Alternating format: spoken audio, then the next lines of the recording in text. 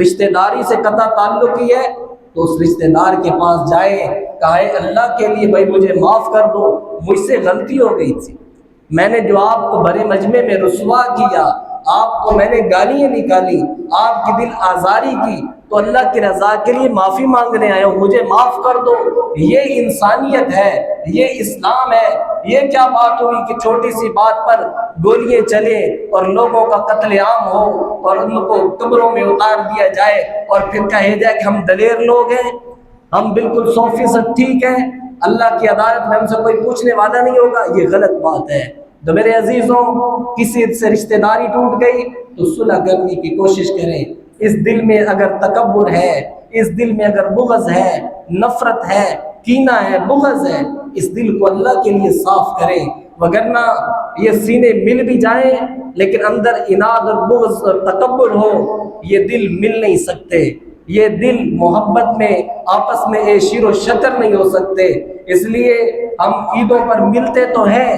سینوں کے ساتھ سینے تو ملتے ہیں، لیکن اندر کی کدورت ہماری پاک نہیں ہوتی، اندر کے بغض اور نفرتیں ہماری صاف نہیں ہوتی، ہم دلوں کو صاف کر کے ہم نے کبھی جینا سیکھا نہیں۔ اس لیے آج ہر کوئی پریشان ہے، ہر کوئی دکھی ہے، اس کے معاملات الجھے پڑے ہیں، ان کی دعائیں قبول نہیں ہوتی۔ اللہ کے نبی علیہ السلام کا فرمان ہے، جو قطع تعلقی کو، جو رشتہ داروں سے قطع تعلق ہو،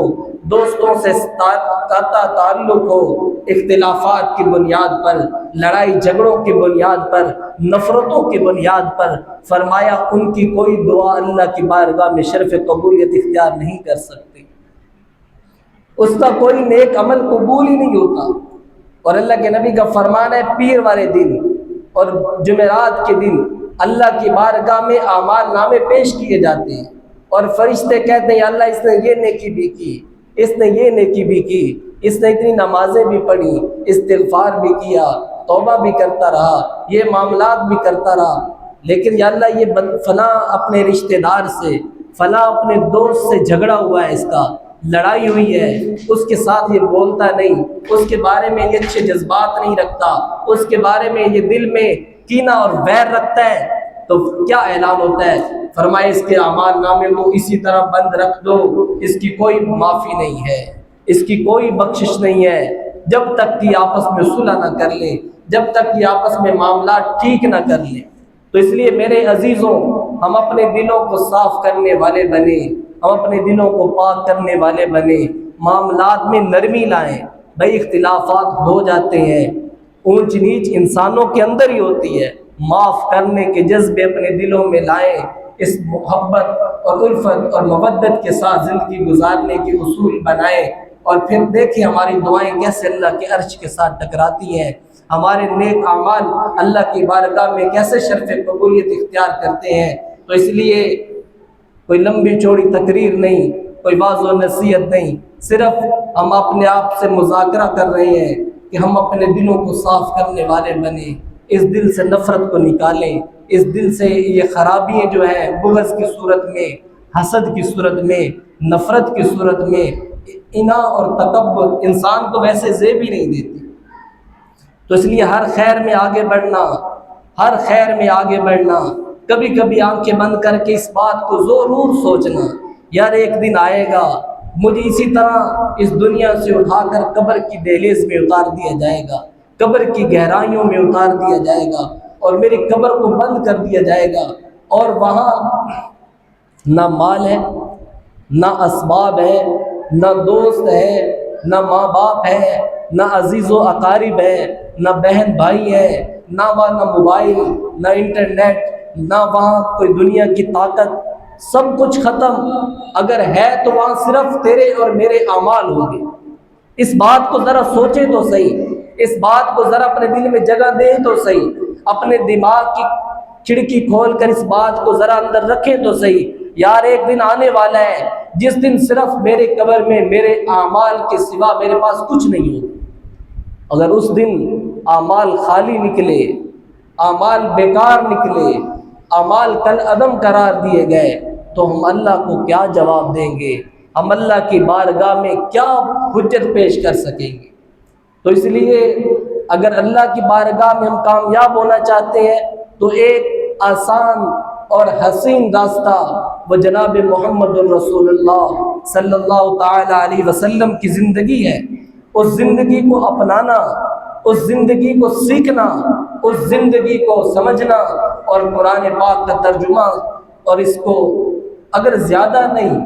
6666 آیات کا ترجمہ نہیں پڑھ سکتا کوئی، تو صرف میں آپ کے آگے درخواست کر رہا ہوں، عرض کر رہا ہوں، صرف 89 90 سے ایک کم 89 آیات، 99 آیات جس میں اللہ نے ہمیں مخاطب کیا ہے، آپ کو مخاطب کیا ہے، مدثر کو مخاطب کیا ہے، عبد الرحمن کو مخاطب کیا ہے، عثمان کو مخاطب کیا ہے، یا ایھا الذین آمنوا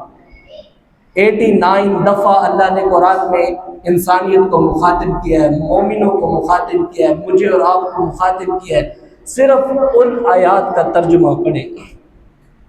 ان کی تشریح پڑھیں، صرف کہ اللہ ہم سے کیا چاہتے ہیں۔ یہ تو کوئی مشکل بات نہیں ہے، صرف 15 منٹ میں ہم ان ساری آیات کا ترجمہ دیکھ سکتے ہیں، اور اللہ کا ہم سے کیا مطالبہ ہے ہم سمجھ سکتے ہیں۔ تو اس کی بھی کوشش کریں گے۔ قرآن پورے میں 89 مقامات پر اللہ نے ہمیں مخاطب کیا ہے۔ خالصتاً یا ایھا الذین آمنوا اتقوا اللہ ولتنظر نفس ما قدمت لغد واتقوا اللہ ان اللہ خبیر بما تعملون یا ایھا الذین آمنوا کتب علیکم الصیام یا ایھا الذین آمنوا کتب علیکم القتال۔ یہ مقامات پڑھیں اور ہم اپنے اللہ کی چاہت کو کہ اللہ ہم سے کیا چاہتے ہیں، اللہ ہمیں کیا پیغام دینا چاہتے ہیں۔ ہم بے مقصد نہیں ہیں، ہم بے منزل مسافر نہیں ہیں، ہم مومن ہیں، ہم ایمان والے ہیں، ہمارا دنیا میں آنے کا مقصد ہے۔ اس مقصد کو سمجھنا یہ میری بھی ذمہ داری، آپ کی بھی ذمہ داری۔ اللہ تعالی ہمیں صحیح معنی میں، ہمیں اللہ نے رمضان دیا، ہم اپنے آپ کو بدل نہ سکے، اللہ نے شوال جیسی خوشیاں دی، ہم اپنے آپ کو بدل نہ سکے۔ اب ذوالقعدہ کا مہینہ شروع ہو رہا ہے، مکرم مہینہ ہے، محترم مہینہ ہے، اپنے آپ کو بدلنے کی کوشش کریں اس وقت سے پہلے کہ جس وقت ہم بے بس ہو جائیں، ہسپتال کے بستروں پر لیٹ جائیں، یا مر کے موت کی بستر پر ہم لیٹ جائیں، یا قبر ہمارے سامنے ہو، یا موت کا فرشتہ ہمارے سامنے ہو۔ اس دن سے پہلے ہم اپنے آپ کو بدلنے کی کوشش کریں، اور یہ کوشش کرتے رہیں، اور یہ کوشش کرتے رہیں۔ گناہ ہو جائے اس پہ معافی مانگتے رہیں، توبہ کرتے رہیں، استغفار کرتے رہیں۔ اگر کوئی حرام کا رزق کما رہا ہے وہ اس سے نکلنے کی کوشش کرتا رہے۔ اگر ہم نے حرام کما ہی لیا، لاکھوں کما لیے، ممکن ہے کہ ہمارے گھر میں پیسہ آ جائے، لیکن یہ بات یاد رکھنا ہماری نسلوں میں اسلام نہیں رہے گا، ہماری آنے والی اولادوں میں اسلام باقی نہیں رہے گا، ہماری آنے والی قومیت میں، ذریت میں اسلام باقی نہیں رہے گا۔ اور اگر ہم مشکل کے ساتھ جھوٹ، بغض، نفرت، سود، رشوت، جتنے بھی گناہ ہیں ان سے بچ گئے، ظاہری طور پر کم منافع ملے گا، ظاہری طور پر کم مال ملے گا، لیکن اللہ کی قسم اگر ہم نے اپنی اولادوں کو رزق حلال کھلا دیا شریعت کے مطابق،